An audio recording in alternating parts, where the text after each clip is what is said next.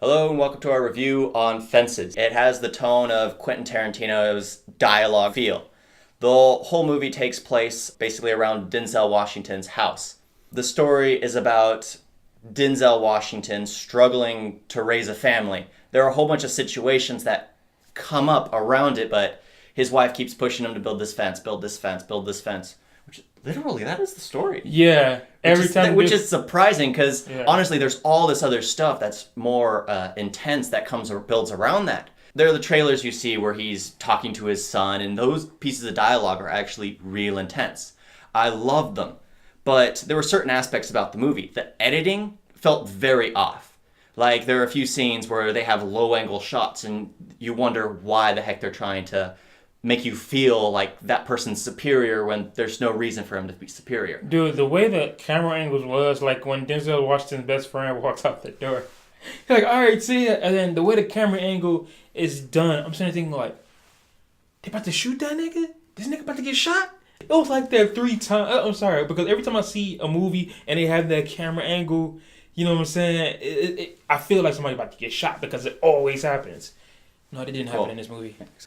The acting is actually really good. I mean, it was amazing how well Denzel Washington and Viola Davis did. They had such great chemistry between one another. Yeah. It was believable as if they were almost a real couple. Like, I've never been like a big fan of Viola Davis. Never, not saying that she's been a bad actress. I never cared for the films and shows she did. But I watched this, I'm just like, oh my god, like she was intense. Like she definitely deserves an Oscar this upcoming year because she was amazing. Denzel, he's always putting in great performances. So since they're gonna say, oh, Denzel was great, it's like when has Denzel not been great? It's like, come on. So, but Viola Davis, she was amazing. The entire cast was great. But yeah, the performances were real great. And like when I went to go see this movie, I wasn't expecting a lot to happen, but with like in the maybe like the first 10, 15 minutes, I feel like this movie is definitely going to feel like a play. It's going to be set all around the house, and like you said, a Quentin Tarantino dialogue. Yeah. It's just like same area, but like 10, 20 different types of conversations. Yeah, and all intense. I mean, they all carried the scene, the dialogue. Yeah. Of course, I bring it back to the editing. Some of the editing sequences really threw me out of the dialogue, especially when they were... it was Denzel Washington, his best friend, and his son having a conversation in the background, and they had a rotating camera going around them. But all of a sudden, they'd have these random edits to another rotating camera, and it just felt choppy. It wasn't to cut a B-roll, it was just a cut to another rotating camera. Oh my god, all them arguments that Denzel would do. If you were a Denzel fan, you were disappointed they didn't do this. I was waiting for that finger point. Especially when he was talking about the $10 and he was like, no, I'm not going to. I was like, nigga, if you don't do that finger point, bro, I cut you off. Like, homie did. And there was one point he had a bat in his hand. Maybe it was just me, but I thought he had the bat like. I'm like, nigga, did you just do the finger point with the bat?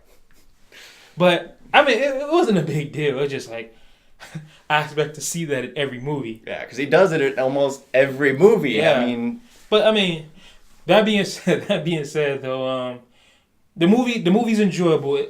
If you want to see great performances, this is definitely a movie you should check out. For me, it's a movie that I watch one time just because it's like really nothing going on but great performances.